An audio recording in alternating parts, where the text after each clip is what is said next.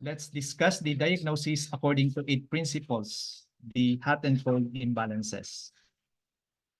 In the principal pair of hot and cold, the imbalance is differentiated according to the imbalance's energetic nature. Heat is yang in nature. It overactivates and accelerates the body's processes. Cold is yin and will do the opposite.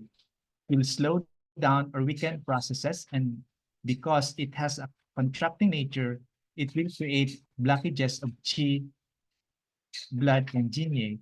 The precise symptoms will again depend on whether it is a deficient or excess condition, and whether it is an interior or exterior conditions.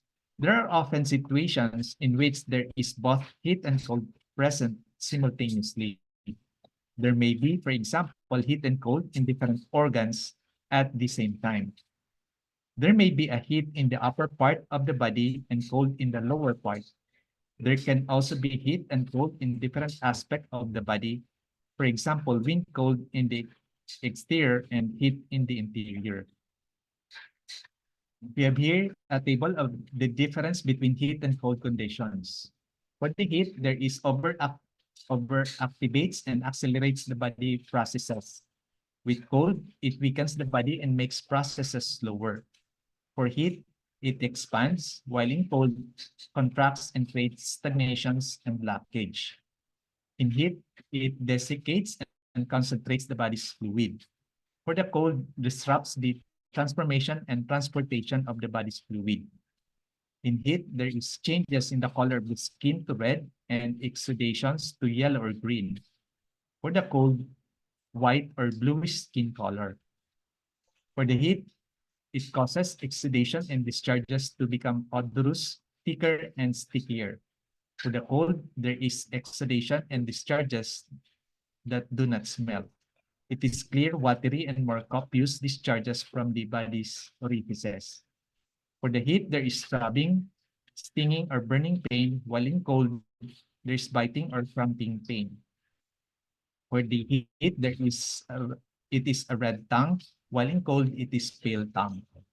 For heat, it is yellowish tongue coating, excess condition, or no tongue coating, deficient condition. While in cold, it is a whitish tongue coating. For heat, there is a rapid pulse, while in cold, it is a slow pulse. In heat, there is a rapid movement, while in cold, slow and languorous movement, deficient conditions, stiff movement, excess condition. For the heat, there is restlessness, agitation. For cold, lethargy. For the heat, it sends qi upward, excess condition, or does not root qi, deficient condition. For the cold, blocks qi, excess condition, or does not move qi, deficient conditions. For the heat, there is thirst, while in cold, no thirst. For the heat, there is constipation with dry stool, while in cold, most frequently loose stool or diarrhea, but there can be constipation. The stools will not be dry. For the heat, there is insomnia, while in cold, possibly hypersomnia if there is deficient cold. For heat, sleep with limbs stretched outward and with increased movement of the body while sleeping, sleeps with thin blankets and may have a tendency to kick the bedding up while sleeping.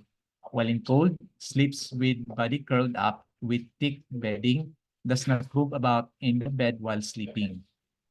For the heat, the skin can feel warm on palpation. For the cold, the skin can feel cold on palpation. Thank you for your attention.